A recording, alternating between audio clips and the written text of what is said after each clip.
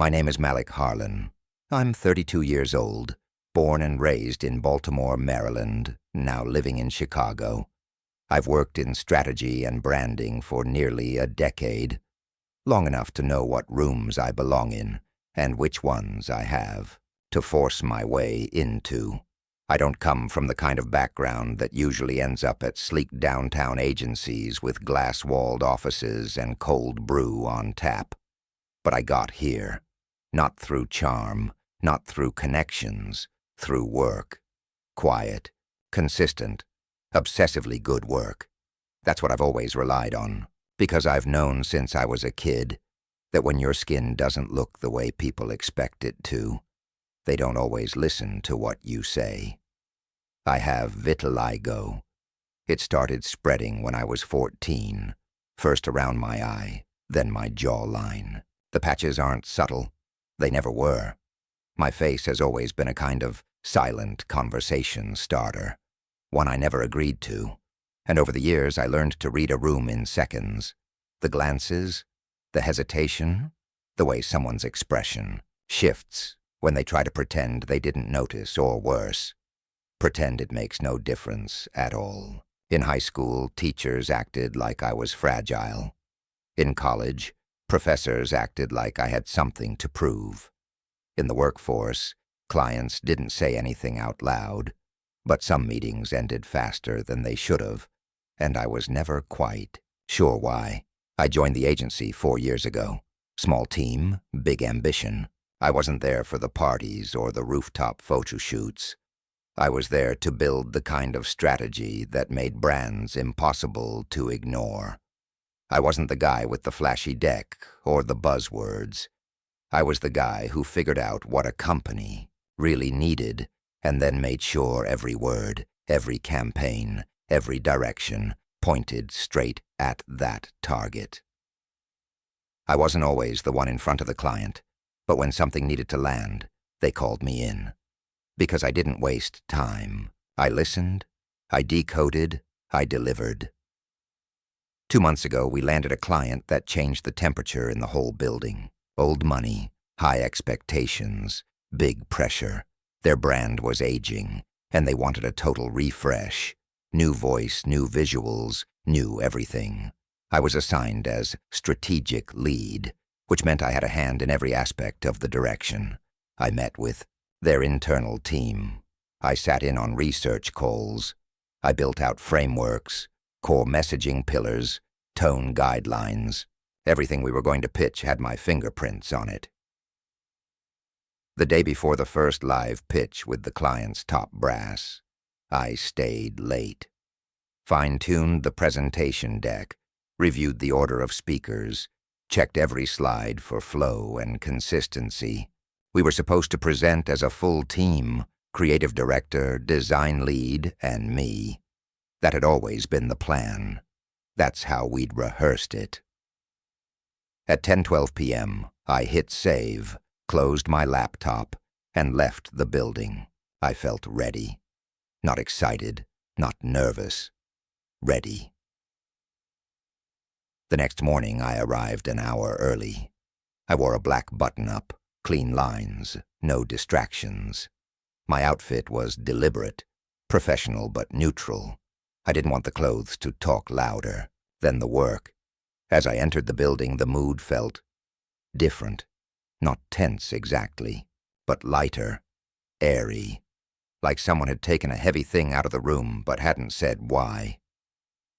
I walked over to the war room where we'd prepped all week. The whiteboard had been wiped clean. The printed mock-ups were gone. A new printout was on the table. Updated agenda. My name wasn't on it. I scanned the list again. Slower. Still not there. No strategy lead. No third speaker.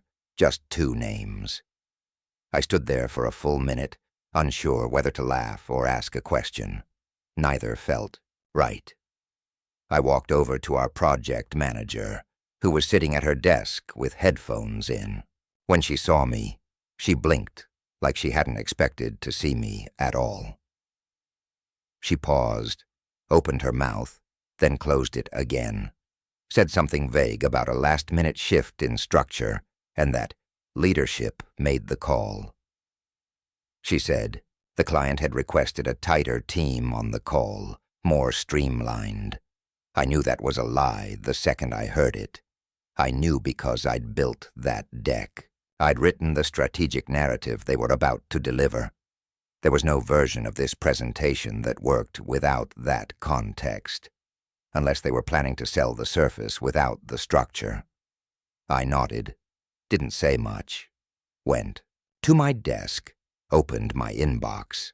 There it was, an email sent late the night before, flagged as low priority, a brief message, no subject line, just a note about reassignments for the pitch, and a line thanking me for my preparatory efforts. I didn't reply. I didn't need to. Something in me had gone completely still. I wasn't angry yet. That would come later. Right now, all I could feel was that kind of cold clarity that only shows up when something important has shifted. And you know it's permanent. They took me out without explanation, and worse, they expected me to stay quiet. The thing about silence is that it always means something. It's never just an absence of sound. It's a signal. The day after the presentation, the office was filled with that kind of silence. Not the focused kind that means people are working. The uneasy, calculated kind. The kind where people greet you with smiles that stop just short of their eyes.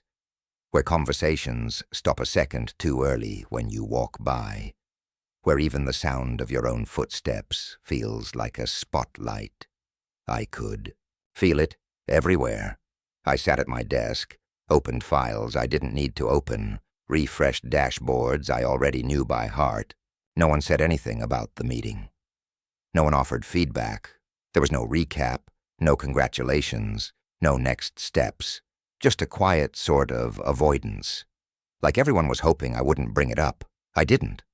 Not because I wasn't thinking about it. I was. Constantly. Every breath I took felt like a reminder that something had been taken from me, cleanly, quietly, and without my consent. I kept playing it over in my head, the way I'd been cut out, the new agenda, the vague phrasing. It didn't add up. We'd spent 3 weeks preparing that pitch. I was in every internal review, led every client prep session, ran every version of the strategy. They hadn't just removed a presenter, they had removed the architect, and they'd done it without telling me why. 3 days later, I got my answer. It came from a designer I trusted. We weren't close, but we'd worked on enough campaigns together to build a kind of unspoken respect. We were in the kitchen, refilling coffee, when he said it. Quietly, he said the client had made a request after the first preview meeting. Not about the content, not about direction, about me. Apparently the CEO, an older man with a reputation for blunt opinions, had pulled our account laid aside after the initial intro call and asked if the guy with the marks would be part of the main presentation. Said something about visual clarity, that I might be a distraction. He didn't even use my name. I remember the phrase the designer used. He said the client had called me visual noise. 2 words. They hit harder than I expected. Visual noise. I stood there holding my coffee, and something in my chest twisted in on itself. I didn't respond, didn't move, just nodded, thanked him for the honesty, and went back to my desk. My hands were shaking, not out of rage, out of restraint. I sat down, staring at my screen, unable to focus on the words in front of me. Visual noise. Like I wasn't a person. Like I was background interference. Something that needed to be filtered out to keep the signal clean. And the worst part? The agency had agreed. Without a word. Without a fight. They didn't push back. Didn't explain who I was. Didn't say, he built this. They just removed me. quietly, politely, like it was easier to erase me than to risk making the client uncomfortable. And maybe it was. Maybe to them, keeping the contract was worth more than keeping me visible. The rest of the day passed in a blur. Meetings where no one asked my opinion, threads where my name was left off, tasks I'd been leading handed off without warning. It was like someone had flipped a switch and turned down my volume. I was still in the room, still on the emails, but my presence had been downgraded to something less than essential. The team didn't even seem aware of it. Or maybe they were.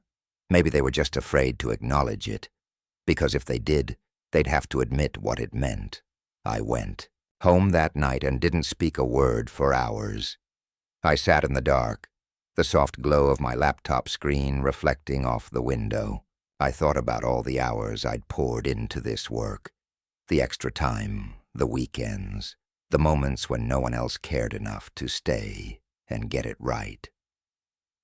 I thought about the way I'd carried myself, always professional, always polished, always careful not to give anyone a reason to question my presence, and still, it wasn't enough. It wasn't about competence, it wasn't about value, it was about comfort, their comfort, and I didn't fit the image they were trying to sell. That night, I deleted the agency's logo from my personal portfolio, not out of spite, but because I'd realized something far more painful than being replaced. I had never really been seen at all. The days that followed settled into a kind of pattern, one I recognized, but hadn't lived through in a long time. I call it the shadow cycle. You show up, you do the work, you stay quiet, you avoid eye contact in meetings, not because you're ashamed, but because you're tired of seeing people look through you. You stop raising your hand, because you know the moment your voice enters the room, the air will shift, and someone will change the subject. You start to leave 5 minutes, later than everyone else, just so you don't walk the hallway with them. You still contribute, still solve problems, still catch mistakes before they become disasters, but you do it from behind the glass, behind the thread, behind the room. I was still technically on the project, still in the Slack channels, still receiving calendar invites. But my role had been redefined without ever being discussed. They didn't tell me I was benched, but every decision, every conversation, every brainstorm suddenly happened without me. I became the person they sent late drafts to for input, after all the main ideas had been approved. They'd smile, say they were grateful for my insight, but I wasn't being asked for strategy. I was being asked for grammar, for Polish, for silence. It wasn't about collaboration anymore. It was about containment. At first I told myself I could push through it, that things would shift back once the heat from the client's comment faded. I'd been through worse. I knew how to outlast a bad month. So I did what I'd always done. I worked. I refined the copy. I optimized the campaign flow. I quietly fixed the layout structure in their slide deck because I noticed the spacing was off. I reworked one of the customer journeys without telling anyone because I saw the data bounce rate climbing and couldn't let the failure be traced back to our department. No one asked for it. No one said thank you. But I knew that if I didn't, no one else would. And that's what made it harder, because they were still benefiting from my mind, still moving forward, using the foundation I'd built.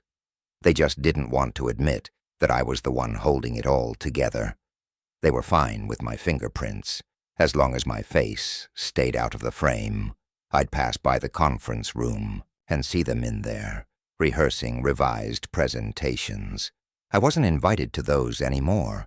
I'd hear fragments through the glass, phrases I'd written, ideas I'd planted, frameworks they once rejected, but had now repackaged as their own. It felt surreal, watching pieces of yourself move through a space you were no longer allowed to enter. Like watching a ghost version of yourself play the role you were supposed to have, only with your name scratched out of the credits. There was a moment, late one evening, when I found myself alone in the office, sitting across from the massive whiteboard we'd filled together in the early days of the project. Most of it had been wiped clean by now, but faint outlines still lingered. The structure I'd mapped, the key message flow I'd designed. They were still there, barely visible beneath the eraser smudges, like scars beneath makeup. I stared at them for a long time.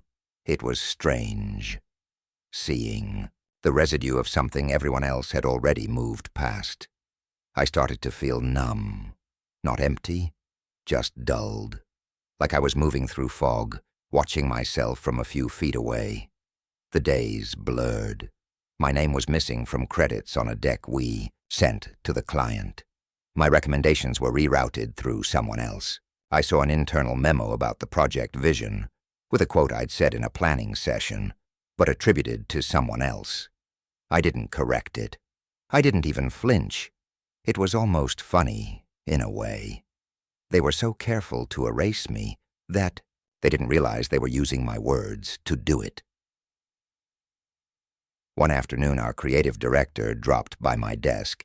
He made small talk, avoided eye contact, then casually mentioned that I'd be moved to supporting strategy on another brand. In Q3, something about reallocating resources, no specifics. Just another quiet nudge out of the spotlight. I nodded, said I understood, then watched him walk away with the relief of a man who thinks he just avoided a hard conversation. But here's the thing. I wasn't surprised. Not anymore. When you live long enough in rooms where your presence feels negotiable, you stop expecting consistency.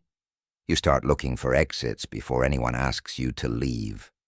That's what I had started doing. Not in some dramatic way. Just mentally, emotionally. I was beginning to withdraw the parts of me they couldn't take credit for. At night I opened my own folders, reviewed early drafts, cleaned up case studies. I started documenting things, quietly building a separate archive of my contribution, not to prove anything to them, to prove it to myself, to remember. Because even if they were comfortable pretending I'd never been part of the heart of that project, I refused to forget. They thought I would sit in the background indefinitely, that I would keep feeding the machine that had already erased me from its own memory, but even shadows know when it's time to step back into the light. It happened on a Tuesday. The office had settled into its usual rhythm, emails flying back and forth, meetings packed back to back, the buzz of people pretending things were fine. I'd almost gotten used to the background status they'd given me. I wasn't invisible, not quite, but I was peripheral, someone you nodded to in the hallway but didn't invite into the room when decisions were being made. I kept doing the work anyway. Not for them, for the craft, for the clarity it gave me. I'd already detached myself from the illusion of recognition. There was no victory coming from the inside. So I had started focusing on my exit, slowly building. Something of my own on the side, waiting for the right moment to step away without needing to look back. But then the client came back. No one expected it. Not the way it happened. We were in the middle of prepping for a different pitch when the account director burst into the project room looking flustered and confused. The same client who had requested my removal, the one who had labeled me a distraction, was now demanding a call. Not with the agency, with someone specific. I didn't hear this from him directly, of course. It filtered down through whispers, secondhand tension, people avoiding eye contact when they walked by my desk. But I knew something had shifted the second I saw the partner team cancel an internal review with no explanation. By midday, it was confirmed. The client wasn't happy. He'd received the new campaign materials, polished, clean, safe, and flat. That's the word I heard someone use. Flat. No edge, no depth, No point of view. Just pretty slides filled with corporate language and visuals that looked like they were born in a stock image database.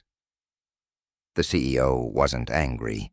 He was bored, and boredom was worse. Boredom meant doubt, and doubt meant money was about to walk out the door. What they didn't know, what they hadn't thought about, was that this man, the same man who had asked to have me removed, was smart enough to notice when the story stopped making sense. He might have judged me based on my appearance, but he hadn't forgotten the first version of the work. The raw strategy, the sharp articulation, the sense that there was a brain behind the direction. He'd felt it once, even if he didn't know where it came from. Now that it was gone, the absence was too loud to ignore. I didn't know all of this when it first happened. I just knew that the people who had pushed me out were suddenly scrambling, that decks were being reopened, files reshuffled, timelines rewritten. I watched from my desk as meetings filled up again, as senior staff whispered in corners.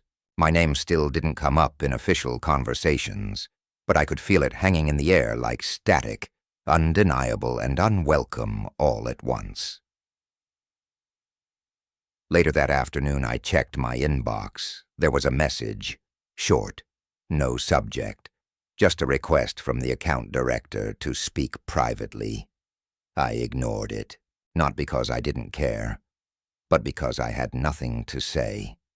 I had already said everything I needed to in the work, in the strategy they had buried, in the documents they'd stripped my name from, and now the client was digging up the pieces, trying to find the person who'd put them there in the first place. By the end of the day, word had spread. The CEO wanted to revisit the initial direction. He'd asked if there were earlier versions of the strategic framework. Someone said yes, someone else said no. And in between those two answers, the truth began to surface. Quietly, uncomfortably. The client wanted a call, not with the team, with the strategist, with me. They tried to spin it, of course, tried to frame it as a reintroduction or restoration of alignment. But I knew what it was. The work they had tried to deliver without me had fallen flat, and now they needed the original voice to rescue it. I didn't feel triumphant.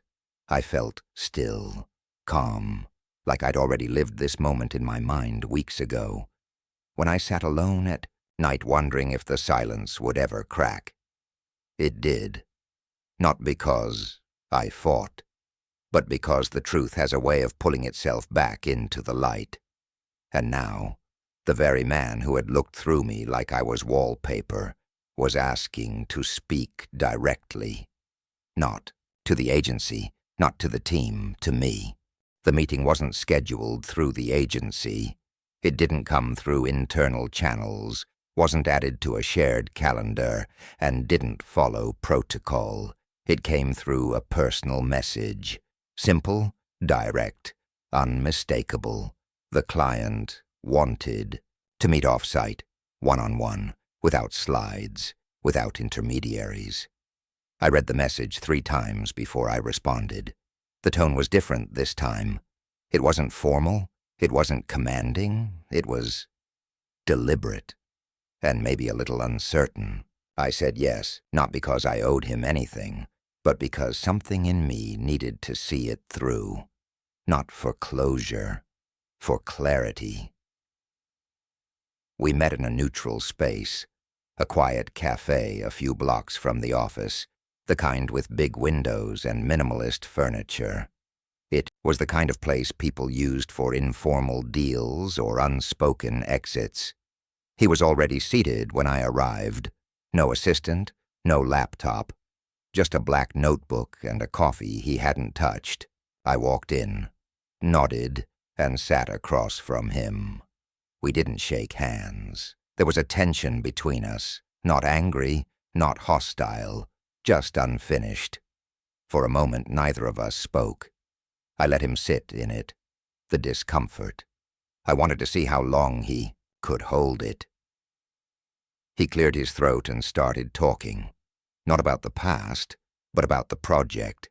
He said he'd been reviewing materials, looking through the earlier files, trying to understand why the new direction felt wrong. He said something had been lost along the way. He didn't use big words or poetic metaphors, just that the new work didn't feel like it had a spine. He said he could tell when something had been stripped of its original point of view. I stayed quiet. Let him say it all out loud. Let him catch up to the truth. Eventually, he got to the part that mattered. He said he hadn't known. About me, about my role, about the way the agency had handled it. He admitted he'd made a comment, said it was offhand, not meant to dictate decisions, but he knew how things worked, knew his voice carried weight, knew his preferences, even when unspoken, shaped the room. He didn't apologize. Not directly, but the way he spoke said enough. There was something in his eyes that hadn't been there before. Not guilt. Something closer to recognition. Then he asked me the question I'd been waiting for. What would you do differently? Not the team, not the agency, me. I paused before I answered, not because I didn't know, but because I wanted to be sure that I was speaking for myself this time, not through the filter of someone else's brand, someone else's tone. I told him the truth. I laid out the core idea I had originally built. I explained how the story needed to start deeper, how the visuals needed to follow meaning instead of trend. I walked him through the positioning, the differentiation, the strategy that had been buried under revisions and approval layers. I didn't pitch. I explained, and I watched as he leaned in, not performatively, but because he was actually hearing it for the first time. The conversation lasted 40 minutes. When it ended, he didn't stand up right away. He closed his notebook, nodded once, and said he'd be in touch. That was it. No promises, no contracts, just a man who finally understood that what he'd been sold wasn't what he needed. He left the cafe without shaking my hand, but something had shifted. I felt it settle in the space between us like dust that had finally stopped moving. I stayed there a while after he left, ordered another coffee, let the silence wash over me. I wasn't thinking about winning. I wasn't thinking about revenge. I was thinking about how easy it had been for them to silence me, and how quickly the truth had begun to surface when the gloss fell away. They had tried to repackage my work, give it a different face, a smoother voice, a more palatable form. But in the end, the client came looking for the one thing they hadn't been able to fake: authenticity. It wasn't about my skin. It wasn't about the patches. It wasn't even about the comment. It was about ownership. And once the illusion cracked, he could see who was behind the signal all along. Sometimes, all it takes is one conversation. Away from the noise. Away from the walls. Away from the fear of what other people might see.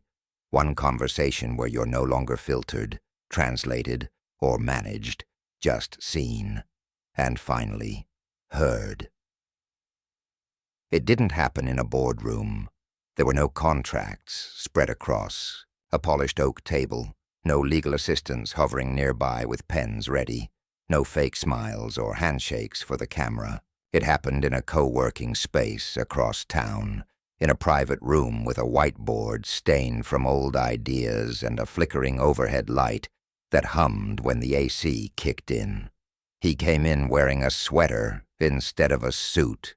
No assistant, no entourage. I brought nothing but a folder and a sense of certainty I hadn't felt in a long time.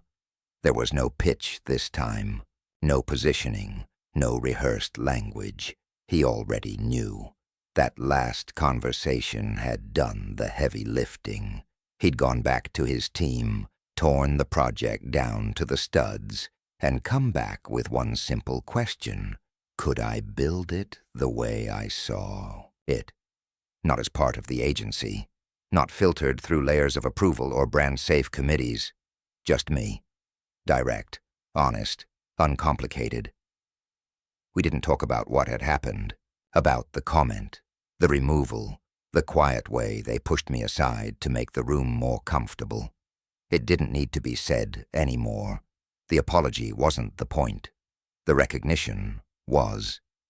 And it had come not through a statement, but through a decision to trust me to do the thing they couldn't replicate without me. I didn't feel victorious.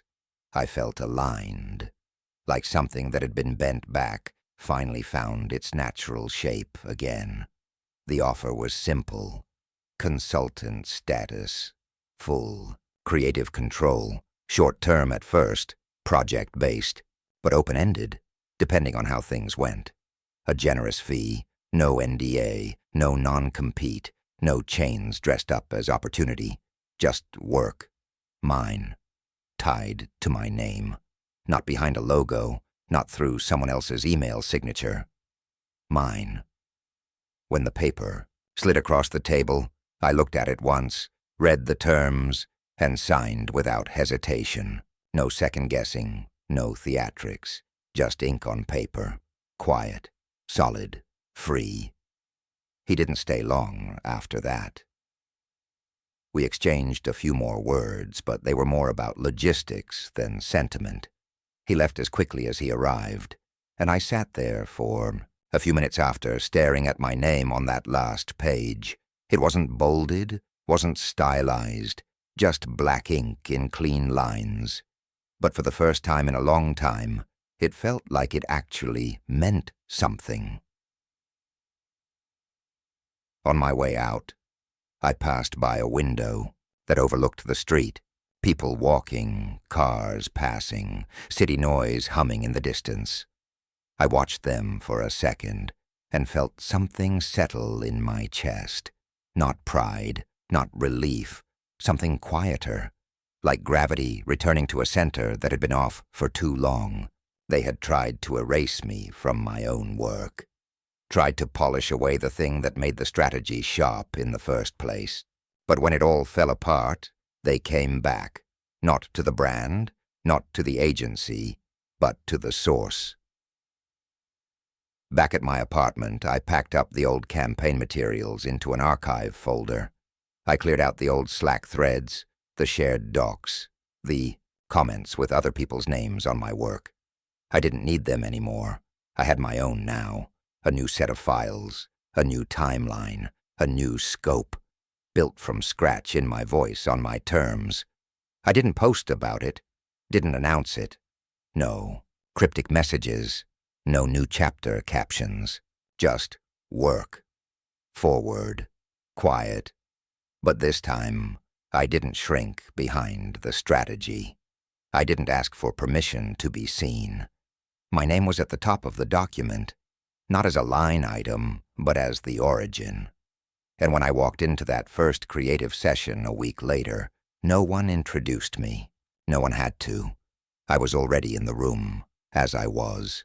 Fully, without edits, without disclaimers, no tie, no filter, just the mind they'd tried to silence and the face they'd tried to hide, walking through the front door with nothing to prove, because they finally understood. You can't build a brand around an idea you were too afraid to stand next to.